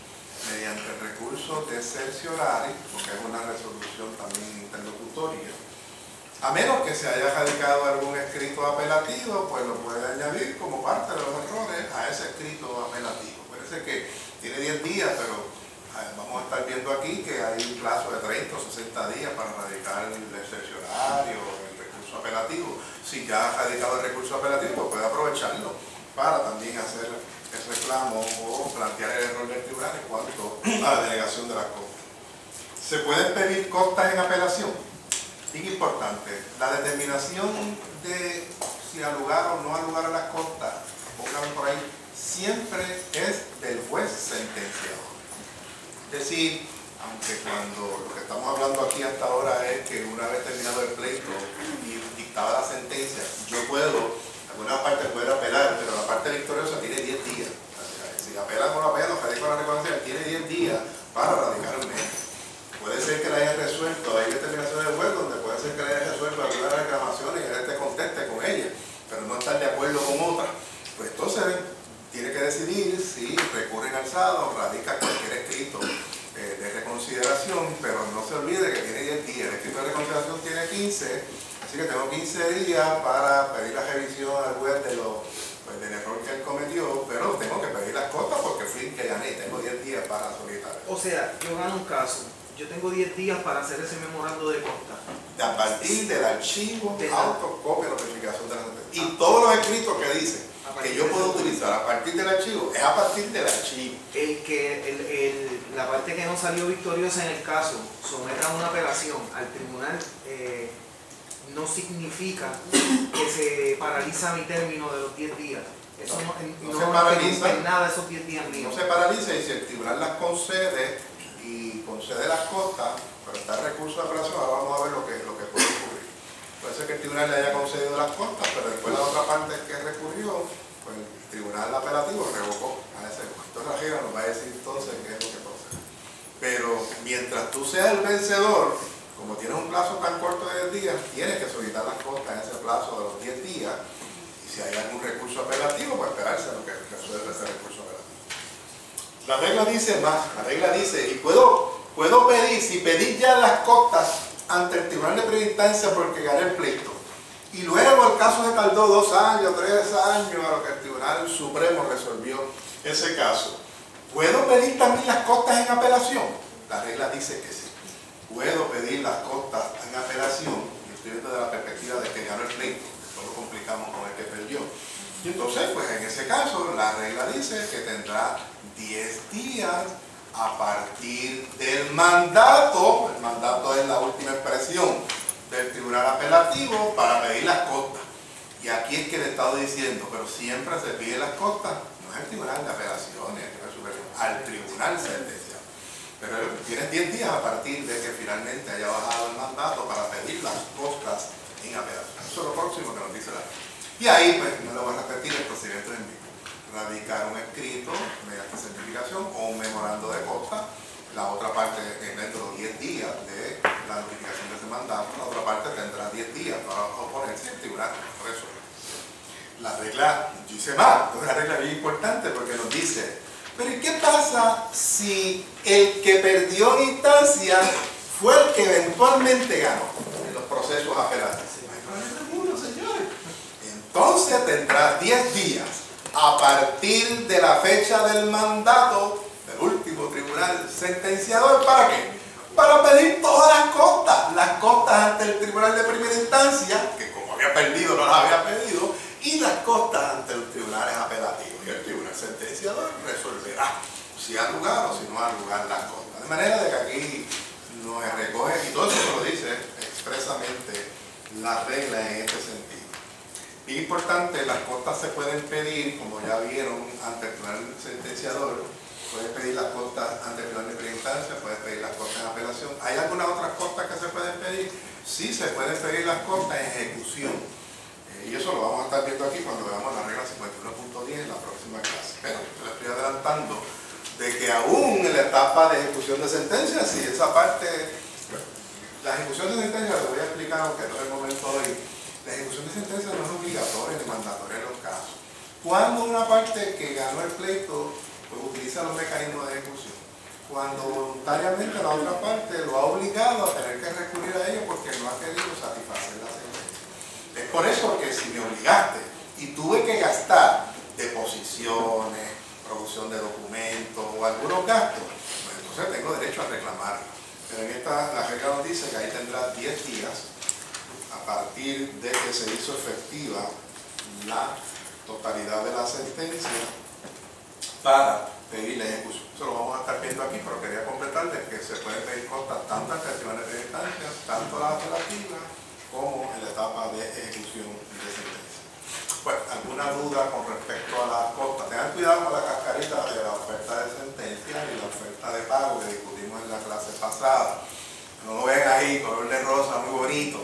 Ganó el pleito, pidió las costas, hay que ver el pleito, pedir las costas. La regla dice que proceden, pero le hicieron una oferta y luego cuando bajó la sentencia fue menor de lo que él tenía derecho. Pues le tiene derecho a las costas hasta el momento de la oferta, pero de ahí en adelante, pues ciertamente no tiene derecho a las costas. Y lo que es peor, va a tener él que pagar costas a la otra parte desde ese momento que le obligó a litigar un pleito, donde pues tenía razón en esa oferta.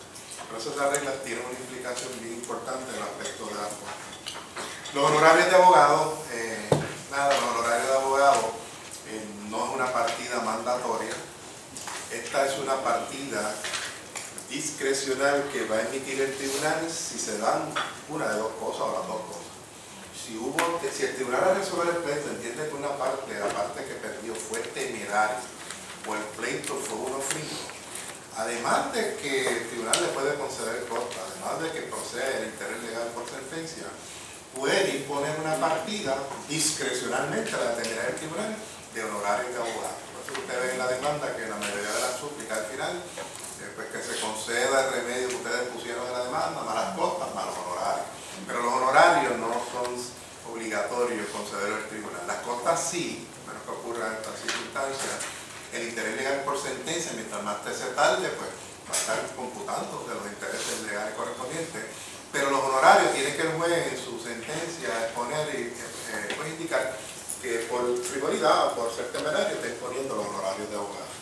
En cuanto a eso en particular, pues nada, ahí también me repito lo que dice el comentarista, la jurisprudencia da unos criterios para que el tribunal los tome en esa discreción que examina. Lo que sí es importante es que hay unas excepciones donde los honorarios no son mandatorios. Y es que ciertas leyes especiales establecen como remedio mandatorio obligatorio el pago de los honorarios. Casi todos los estatutos laborales son así. La ley 100, la ley de despido justificado establece que todo obrero, representante de un obrero, cuando gana el pleito, pues además de los remedios que dicen esa legislación, establecen estatutariamente que tienen derecho a los Así que aquí por eso que la regla dice, salvo que alguna ley diga otra cosa, los honorarios es porque el tribunal así lo determine en todos los demás casos. Pero si hay una ley especial que establece que es mandatorio el pago de los honorarios, pues ciertamente ahí el tribunal no tiene ni que hacer la expresión, procede en los honorarios porque la ley así lo establece. Entonces vamos al interés legal por sentencia. El interés legal por antes de eso tienen la regla 44.2. Yo nunca hago preguntas sobre esa regla, pero es bueno saber que también hay lo que se llama las costas interlocutorias, deben de haber ustedes leído.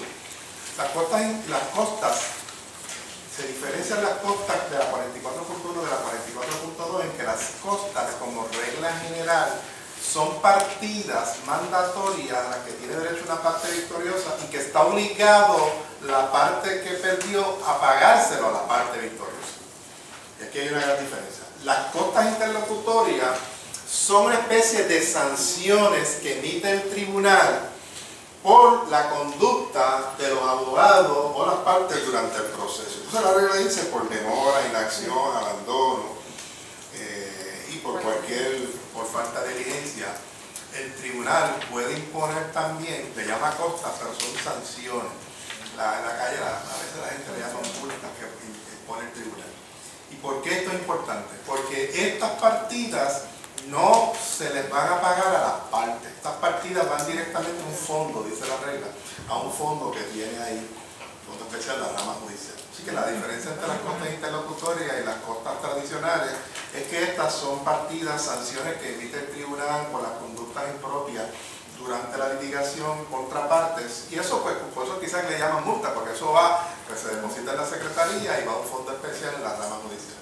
Pero cuidado con el segundo párrafo. El segundo párrafo dice, no obstante, si es una sanción que será impuesto por ese tipo de conducta al Estado Libre Asociado, a los municipios, a las instrumentalidades, ellos también tienen abogados y también cometen cosas incorrectas, ahí sí que el pago no va a ir a ese fondo, va a ir directamente a favor de la parte contra la cual hubo ese tipo de actuación.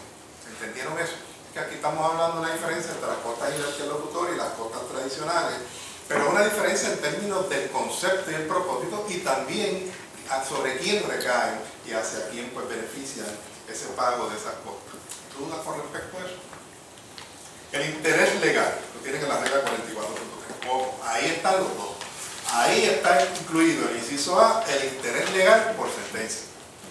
Y en el inciso B está el interés legal por temeridad. Y aquí se separan los otros niños, no sé por qué, pero muchos estudiantes tienen problemas con esto. ¿Estamos claros eso? Hablamos de las costas, vemos de las 4 partidas en una sentencia. Las costas son obligatorias, salvo circunstancias excepcionales. El interés legal por sentencia, ese es mandatorio, nunca falla. Mientras más se tarde la parte perdidosa en pagar la cuantía, las costas, más va subiendo, obviamente la cantidad que usted va a tener que pagar. Pero en cuanto a la partida de los honorarios, ya le dije, salvo que lo diga algún estatuto, eso es discrecional. Y en cuanto al interés legal por temeridad, también es discrecional, porque el tribunal tendría que determinar que fue temerario esa parte. Vamos a lo que dice ahí. Ahí lo que está diciendo es lo siguiente. Ahí lo que está diciendo de que se impone una penalidad a toda parte que es derrotada en un pleito en los cuales hay unas cuantías determinadas, principales por el tribunal, incluye el cómputo de interés no tan solo sobre el principal de la cuantía que determina el tribunal, sino también en cuanto a las costas y demás determinaciones que haya hecho el tribunal. Mientras más se tarde hay que ir computándole pues, el interés legal. Ese interés legal por sentencia lo fija la Junta Financiera de la Oficina del Comisionado de Instituciones Financieras. Ahora mismo, si ustedes entran ahí y dan un clic a esa oficina, van a ver el reglamento que ellos tienen en cuanto al interés legal. Y lo que ellos han hecho es que lo han dividido en dos. Bueno, ahí es. Uno, el interés legal en los casos que el Estado Libre Asociado es parte, que ese interés más bajito. Y otro, el interés legal a las otras partes privadas. Y ahí pues ellos van computando el interés. Los abogados cuando pues ganan sus pleitos, pues se ha tardado y van 2 años, 3 años, pues se van acumulando, porque usted tiene que ir, déjame ver cuál es el interés legal al momento de... Y aquí es que está, dictada la sentencia. Desde ese momento en que empieza a correr el interés legal. Por eso yo le hice la salvedad de que hay tres etapas en la sentencia. Uno cuando es dictada, otra cuando es final y efectiva y otra cuando es firme y ejecutoria. Y es bien importante saber esto para cada una de las consecuencias procesales y alternativas procesales que estamos viendo. Lo de la sentencia dictada es importante porque si una parte se ha tardado en pagar una sentencia, se va a empezar a computar desde que fue dictada, no desde que fue final y firme, o no desde que fue firme y ejecutoria. Así que aquí, pues, en este juego que tiene la regla establecido que desde ahí es que viene el código. ¿Cuánto va a ser el interés legal? Pues te tienen que ir a esas tablas y ver ahí, computarlas por el periodo de tiempo que eso corresponde. O sea, va a aplicar el interés legal en el momento en que se dictó que la sentencia es dictada. O sea, va a computarlo. Desde ese momento. ¿Y se va a paralizar ahí ese interés o si sube más tarde también se sube? ¿Cómo que vale? Bueno, eso me imagino que ese interés cambia, ¿no? De acuerdo a los años. Bueno, eso pues tiene que ir computando. Eso es una de las complicaciones que a veces tiene. Lo va a ir computando, si es el mismo, normalmente se queda fijo por un periodo de tiempo. A veces está un 6, 8%. De hecho, la regla dice que la Junta puede ir enmendándolo a tono con la situación en el mercado. Antes era un interés fijo, las reglas fueron cambiando hasta establecer un interés que lo determina la Junta Financiera dependiendo de cómo vaya fluctuando el mercado en particular. Pero si tú lo vas computando y si un momento va subiendo, pues no tienes que sumarle, acreditarle el interés. Miren, esto lo que quiere decir es lo siguiente: si un caso se presentó la demanda en esta fecha, se dictó sentencia en esta fecha, a lo mejor después fue efectivo en otro, y no se ha pagado, vamos a poner hasta un año después. Lo que está diciendo eso es, entonces usted tiene que ver cuál es el interés legal en cada uno de estos meses hasta el momento en que se pagó la sentencia. Y lo que haya determinado el tribunal, $100,000, lo que fuese, pues usted tiene que, obviamente, pues, sumarle el interés legal de esa sentencia en cuanto a esa partida hasta el momento que se pague. Es decir, lo más probable es que al momento de pagar esa sentencia ya el valor es mayor. No lo más probable, lo cierto es que va a ser mayor a el momento en donde se dictó. Por eso que ustedes ven ahí que los tratadistas dicen esto es una sanción o penalidad al moroso. El que tiene una sentencia, mientras más usted se tarde, pues más usted tiene que pagar en ese sentido. Y eso es lo que se está refiriendo. Y corre contra el principal, o objeto de pregunta, las costas, porque el tribunal se determinó $100,000 más las costas, más honorario de abogado, y eran 100,000, ustedes suman, haciendo una suma que eran 100 y pico, pero ya se tardó 2 años, esa sentencia no vale eso. La sentencia vale mucho más. Mientras más tiempo pase, más sigue subiendo. A veces es malo para los abogados, a veces bueno, ese casito que yo les dije que está por ahí en Arecibo, ¿no? que todavía no se ha suelto. Es una moción de determinación de hecho y de derecho. Pues es duro, pero esperamos estar vivos para cuando eso eventualmente venga, y que se sostenga, que no la rebote en ese momento. Bueno, pero la cascarita está en el otro. ¿Hay alguna duda con respecto a eso? Porque eso es lo que está diciendo, que la demanda, gané el pleito, ya ustedes saben todo lo que me pone. El juez tiene que hacer determinación de derecho y conclusión de derecho, a menos que tenga el caso exceptuado. ¿Quién más debe contener la sentencia?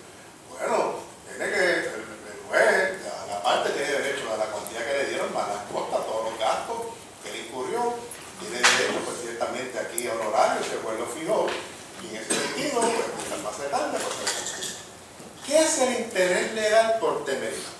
Es otra sanción que imponen las reglas, pero solamente se da en los casos, y ya te voy a poner cascarita, solo se da en los casos de cobro de dinero o de daños y perjuicios.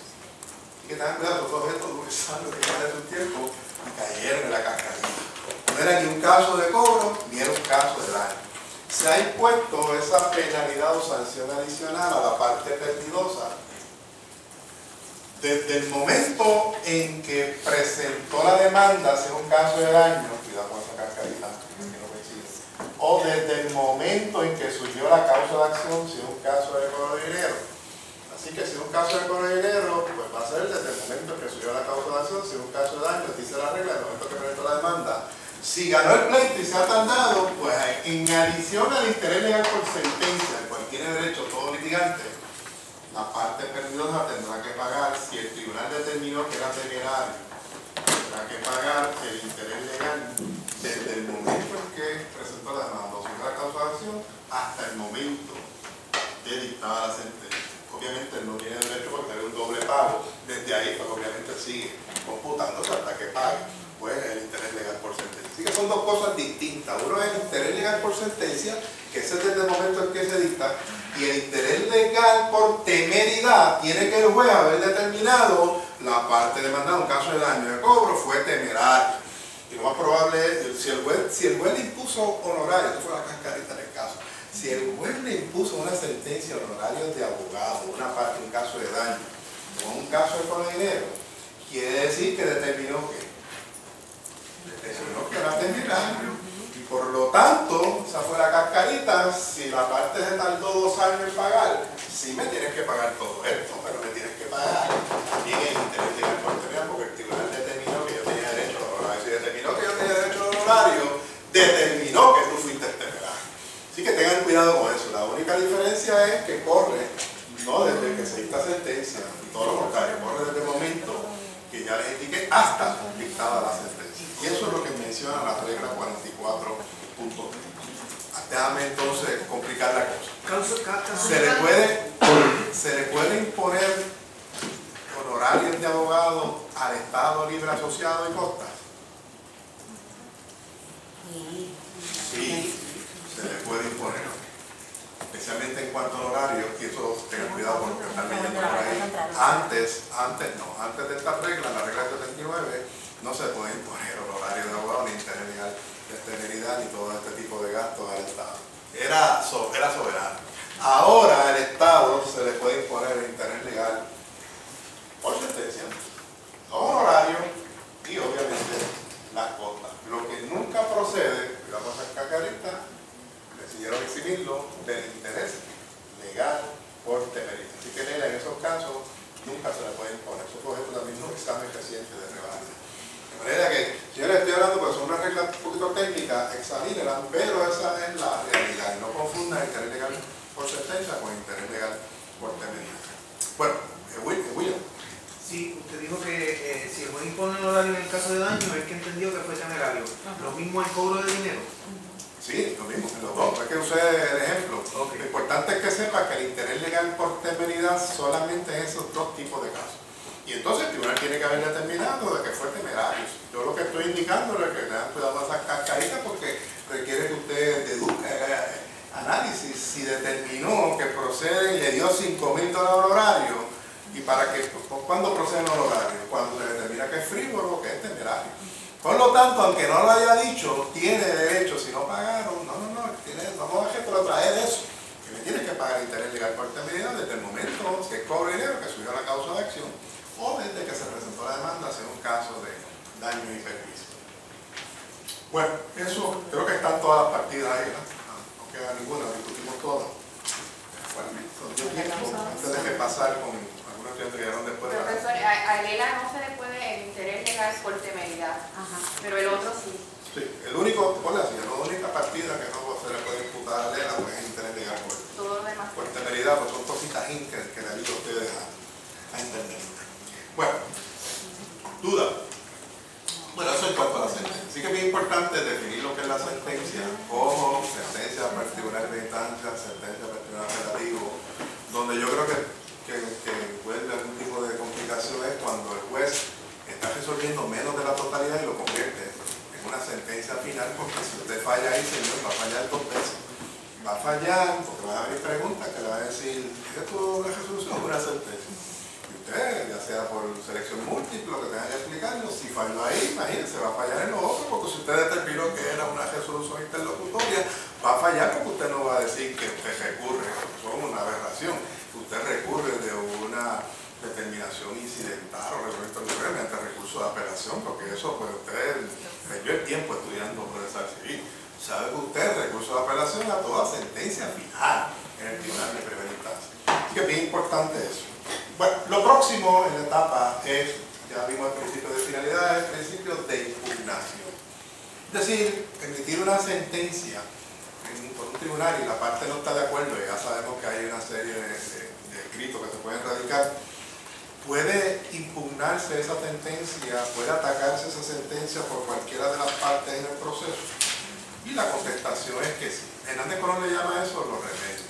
Así que puede ser de dos maneras. Uno, mediante los remedios, que son 5 mociones disponibles en el arsenal de la regla de procedimiento civil para impugnar esa sentencia que tienen los abogados. Los remedios lo que quiere decir es son mecanismos para impugnarla o para corregir esa sentencia, pero es ante el mismo juez sentenciador que dio el caso. Pero también están los recursos, que ustedes pues, son los que van a estar argumentando en el Tribunal de Apelaciones próximamente. Usted puede también, tiene alguna otra alternativa, pues lo que se llama los recursos, que tiene una serie de escritos que usted puede radicar, pero ya no es ante el tribunal sentenciador, es ante un tribunal de mayor jerarquía para que revise y revoque o modifique esa determinación del tribunal sentenciador. No está obligado usted a agotar primero los remedios para recurrir a los recursos. Eso no lo tiene que hacer en el derecho procesal civil, en el procedimiento civil. Sí, si le llama la atención a Hernández Colón, de la reconciliación, sí es obligatorio en los procesos administrativos en muchas agencias. Y que estamos hablando, obviamente, de los casos civiles, porque en muchos de los procesos administrativos, si usted no agota el recurso de reconsideración, el tribunal se va a declarar sin jurisdicción, el tribunal apelativo correspondiente. Pero estamos hablando de los procesos judiciales. La primera moción que quiero discutir es la moción de reconsideración, regla 47. Y aquí, pues, uno tiene clase por la noche, no de algún asunto, que es la moción de reconsideración. Una de las mociones favoritas. Yo diría que es la moción que más se utiliza en los procesos judiciales en nuestro país. Es la moción de reconsideración, está en la regla 47, es sencillita, esta no tiene muchos subincisos.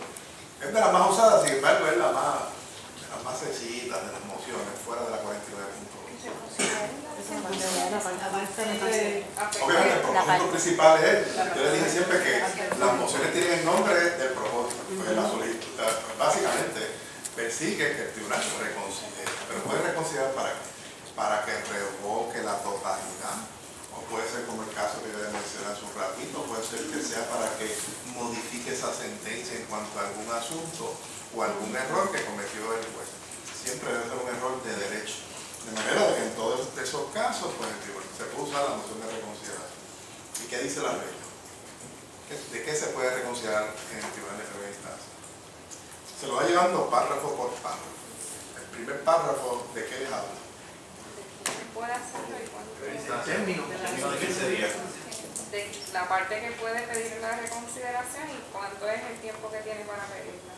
Pero fíjese, si compara la 1 y la 2, nos dice lo mismo, pero ¿qué te diferencia el párrafo 1 y el 2? El primer párrafo te dice, y esto es la esencia de lo siguiente, de que usted puede solicitar reconsideración. Usted puede solicitar el párrafo 1 de resoluciones, órdenes interlocutorias. Es decir, usted no tiene que esperar que haya una sentencia final, usted radica una moción al tribunal y pedirle una reconsideración. Y que aquí nos está diciendo el primer párrafo, se puede solicitar una reconsideración de una orden o resolución incidental del tribunal. Entonces aquí, y vayan ya asimilando esto, señores, que lo vimos ya con las costas. Aquí ya nos está hablando de un término. Fíjense que es el mismo término para pedir reconsideración del segundo párrafo, pero hay una cascarita ahí. Tendrá 15 días a partir de la notificación. Y ese término no es un término jurisdiccional, es un término de estricto cumplimiento. Y aquí hago un paréntesis. Van a ver, y esto es una clave, señores, para escrito y no caernos, cuando estamos hablando de recurrir de resoluciones interlocutorias, la mayoría, yo diría que la totalidad de los plazos que dé la regla no son términos jurisdiccionales, son términos de estricto cumplimiento. Es decir, eso viendo atrás, sí hay que cumplir con esos términos, pero puedo salir con una reconsideración más allá de los 15 días. Bueno, tengo una razón especial, una circunstancia, el tribunal no se puede declarar su jurisdicción ni puede atender. Pero cuando hablamos de sentencias finales y vemos plazos, y aquí vamos a ver uno, y que corren del archivo en auto, ahí sí es fatal. Es decir, son fatales. Hay que radicar el escrito que sea, en este caso la reconsideración, ese paso. Resumiendo eso, pues el primer párrafo, la única diferencia es que nos habla de que se puede solicitar reconsideraciones a resoluciones u órdenes interlocutorias. Que si el juez aquí no me quiere dejar un testigo, que si el juez aquí me quiere excluir cierta prueba. Tengo dos alternativas, voy mediante cercioraria arriba o puedo pedir una reconsideración. Bueno, puede ser que se reconsideren, de manera de que eso es lo que está hablando. El segundo párrafo lo que nos está hablando de que se puede solicitar reconsideración de sentencias finales. Ese término es jurisdiccional, corre a partir del archivo copia notificación de la sentencia. Ambos plazos, y no se confundan, tiene 15 días para solicitar reconsideración de una resolución interlocutoria. Tiene 15 días para solicitar una reconsideración en cuanto a una sentencia final, pero también al final la regla dice que es obligación notificar simultáneamente a todos los abogados en el proceso de ese escrito que radique ante el tribunal sentencial. Y de nuevo está hablando de 15 días para notificar, a partir, pero obviamente la notificación, a partir de que haya obviamente archivado como notificación de la sentencia. Pero fíjense lo que dice ahí al final. El término para notificarle a los abogados siempre es un plazo de estricto cumplimiento, de manera de que no es fatal. Si usted se equivocó y no le dio la notificación del escrito y pues se recordó el día 16-17 de alguna razón, usted pues, ciertamente el tribunal no le va a declarar no al lugar esa moción de reconsideración. ¿Alguna duda con respecto a eso? Lo otro que dice la regla, tengan cuidado, el tercer párrafo, y lo dice también en otra moción que vamos a ver aquí. Usted puede llamarle moción de reconsideración, pero si usted en el contenido del escrito, usted específicamente no hace aseveraciones o argumentación y especifica cuáles son sus argumentos correspondientes, aun cuando usted le llame moción de reconsideración, si no ha hecho eso, el tribunal no la va a considerar. Y lo que es peor, esa moción, desde el momento que usted la radicó, no paraliza los términos apelativos. La regla dice, no obstante, que si usted radicó la moción de reconsideración dentro de los 15 días correspondientes desde el archivo autocopia notificación de la sentencia y usted en el contenido, pues obviamente expuso sus argumentos específicos, no tan solo usted la radicó a tiempo y el tribunal ahí va a resolver, sino que se interrumpen automáticamente todos los términos para recurrir en alzada. ¿Hasta cuándo? Hasta que el juez resuelva finalmente esa moción de reconsideración.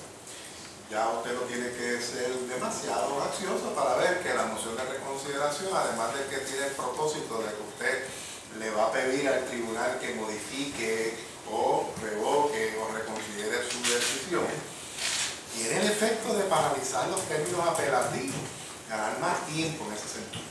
Hay uno que no está escrito, que es menos costosa. Recurso apelativo, pues, cuesta tanto para los abogados, si es a contingencia o si usted tiene un cliente, pues usted va a cobrar por eso. Pero una moción de reconsideración pues, es menos costosa porque es ante el mismo tribunal sentencia. De manera de que aquí pues, nos está diciendo ese aspecto en particular. Usted dijo que los dos términos de 15 días eran de estricto cumplimiento. Sí, el término jurisdiccional es desde el archivo de de la sentencia final. Exacto. La moción para recurrir de resoluciones interlocutorias, que es el primer párrafo, es de estricto cumplimiento. Pero que abajo la regla al final te habla de 15 días también, eso no te está hablando de radicarla en el tribunal, te está hablando de notificarla a todos los abogados. Tienes también 15 días, pero es un término de estricto cumplimiento. Es decir, el único término jurisdiccional es cuando el plazo de los 15 días para pedir una reconsideración a una sentencia final. Así que lo que le quiero llamar la atención es que aparece 15 días en 3 lugares en esta moción de reconsideración, pero tiene una implicación distinta en cada uno de ellos. ¿Alguna duda con respecto a esto? Entonces, si el juez no contesta esa moción de reconsideración, ¿es como en los trámites administrativos que se entiende después de 60 días no al lugar? No. No, Pues ahí no tiene término para resolverla. Okay. Lo único que pues, vieron la regla 70 que establece que un juez debe de resolver pues, la moción de sentencia sumaria en un plazo y las mociones, todas las demás mociones en 30 días. Pero es un plazo directivo, no es un plazo fatal. Así que aunque la regla dice que debe resolver en 30 días, pues lo cierto es que en eso no está regulado.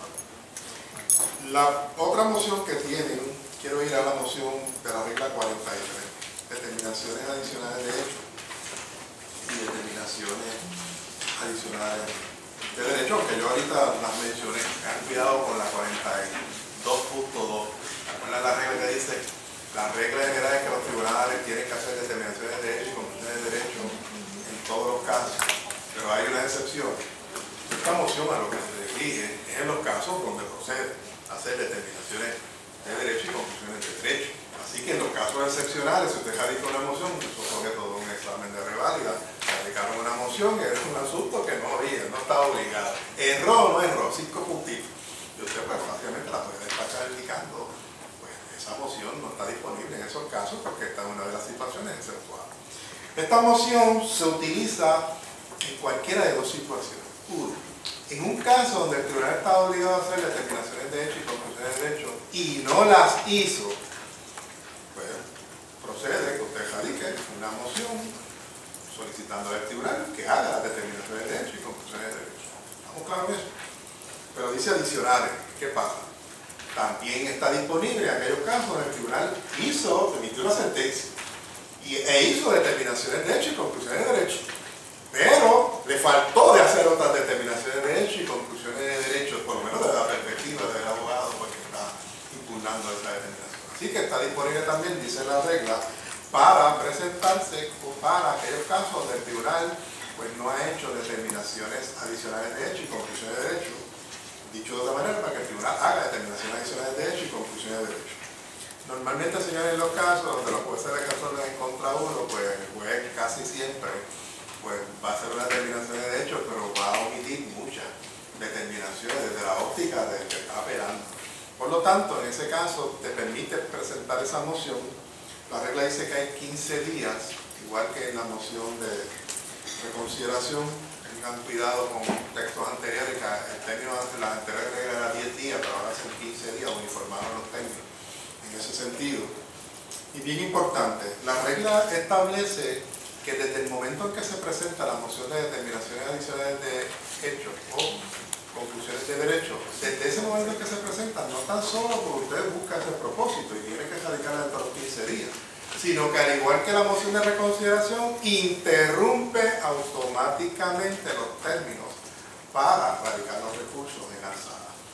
Salvo que, y aquí es que es la cascarita, a menos que en el contenido de esa moción usted no haya expuesto específicamente todos los hechos y todas las conclusiones de derecho que el tribunal omitió o no expuso en ella. De manera que no es meramente titularla, igual que la moción de reconsideración. Usted la titula, pero tiene que específicamente en el contenido de esa moción poner todas las determinaciones de derecho que usted entiende desde su perspectiva que el tribunal dejó de hacer. Si usted hace eso, pues entonces obviamente el tribunal tiene que considerarla y en segunda instancia pues quedan interrumpidos los plazos. ¿Hasta cuándo? Dice la regla 43.2. Hasta que finalmente el tribunal resuelva a lugar o no a lugar a esa moción. Pero tiene un efecto de interrumpirlo para ir en alzada. Los abogados utilizan mucho la moción de reconsideración o esta moción. Es raro la moción de nuevo juicio que está disponible, pero en los casos excepcionales. Se puede radicar más de una moción de determinaciones adicionales de hecho y derecho, es decir, se radicó una, el tribunal resolvió no al lugar, pero ese no al lugar no ha expuesto nada ni ha cambiado su sentencia, procede. La jurisprudencia ha resuelto de que no procede someter una segunda moción, porque imagínense, si fuera así el caso nunca terminaría, a menos que el tribunal haya haya enmendado su sentencia o haya emitido con unas determinaciones distintas a las anteriores. En ese sentido, pues estamos hablando de una sentencia distinta, pero si es la misma sentencia, el juez lo que hizo fue declarar lugar o no lugar, ciertamente no procede una segunda moción de determinaciones adicionales de hecho o conclusiones de derecho. La tercera moción, la cual se puede recurrir alzada, es la moción de nuevo juicio. Esta moción de nuevo juicio lo tiene en la regla 48.1 a la 48.3. Y esta es la tercera moción de las 5 que tiene la regla de proceso civil, que tiene un un efecto interruptor. Es decir, la moción de reconsideración, si usted la presenta dentro de los 15 días, interrumpe el plazo apelativo. La moción de determinación de derecho por de derecho también interrumpe. Y esta es la tercera que interrumpe. Las otras dos no interrumpen los términos apelativos, es decir, sí están disponibles en el arsenal, pero son mociones ciertamente discrecionales, que nada impactan los procesos apelativos. Esta moción se puede radicar por tres fundamentos. Uno, porque el inciso A de la 48.1 se descubra evidencia nueva, esencial. Es importante estos requisitos que a pesar de la diligencia razonable no pudo descubrirse anteriormente antes de culminar el juicio. Dos, porque no se pueda hacer una exposición narrativa y la transcripción de los procedimientos, fundamentalmente debido a pérdida, muerte o incapacidad. Y tercero, por el zafacón, como yo les digo, por la justicia, cuando la justicia sustancial así lo requiere. Ciertamente es importante conocer los tres requisitos, pero tienen que tener cuidado con los plazos. La regla 48.2 nos habla del plazo para someter las mociones. Tengan cuidado con esta cascarita, porque a pesar que la regla dice que son 15 días, ¿verdad que dice 15 días, que es el plazo? La realidad es que los 15 días solamente son para el zafacón. Miren lo que dice la regla. Una moción de nuevo juicio deberá presentarse dentro de los 15 días, pero rápido dice, excepto que. Bueno, si es por el fundamento de descubrir nueva evidencia, entonces se puede someter en cualquier momento durante los procesos, los términos apelativos. Es decir, en los 30 o 60 días que tiene el término para apelar. Eso dice la regla del inciso B. El inciso B, que es lo que dice. Si es por el inciso B, porque no se puede hacer exposición narrativa, pues ahí tiene 30 días a partir de que ciertamente haya sido la conocida la imposibilidad, o sea, de la constatación. Así que la realidad, señores, es que son 30 o 60 días, si es por evidencia nueva, en el plazo que tiene para apelar o para recurrir. Y en esos casos de evidencia nueva, pues usted tiene que examinar cuál es el plazo para recurrir, si es 30 o 60, y puede radicar la moción de nuevo juicio. Si es por el aspecto de que no va a hacer la exposición, pues estamos hablando de 30 días. En todos los demás casos, que no es otra cosa que el zafacón, pues son 15. Nada, son lenguajes que tiene el legislador, pero llamo la atención en ese sentido en particular. Es importante que en cuanto al requisito A, el motivo A, descubrir nueva evidencia, sí está disponible para solicitar un nuevo juicio, pero tiene que cumplir con los siguientes requisitos. Número 1, tiene que ser una prueba nueva. No puede ser prueba acumulativa. Cuando usted estudia en evidencia, prueba acumulativa quiere decir si es más de lo mismo, es una prueba repetitiva sobre un asunto que ya usted tenía. Tiene que ser un nuevo testigo que venga con un nuevo ángulo, un nuevo hecho, con una nueva evidencia documental. Tercero, hay que demostrar que esa prueba es esencial, que hubiese cambiado el resultado original del juicio. De manera que no solamente que tenga el motivo y saber el plazo para recurrir, 30 o 60 días, sino que tiene que poner en posición con esas circunstancias.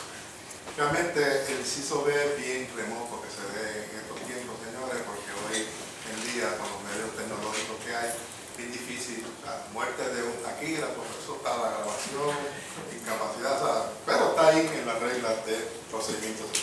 Y por último, la regla 48.3 nos habla, ¿se puede acompañar una moción de nuevo juicio de declaración jurada? Sí, se puede hacer, se puede radicar la moción, acompañar la declaración jurada, pero hay que darle un plazo a la otra parte y aquí hay otro plazo.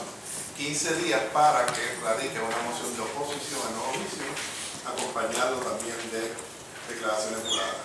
Y finalmente la 48.4 establece, ¿puede el tribunal motu propio, iniciativa propia, ordenar un nuevo juicio? Sí, lo puede hacer. El plazo es también de 15 días a partir del archivo en autocopia, notificación de la sentencia. Así que expresamente ahí establece que se puede hacer. Bueno, en la próxima clase terminamos las otras dos mociones. Si hay alguna duda con respecto a esto, la cascarita aquí es la siguiente. Tienen estos 5 mecanismos, 5 mociones, pero son 3 mociones que son jurisdiccionales, pero que interrumpen. Las otras mociones, que son las que precisamente no he discutido hoy, no tienen el efecto de que tan pronto se radican quedan paralizados los plazos apelativos. Así que hay que saber el efecto de la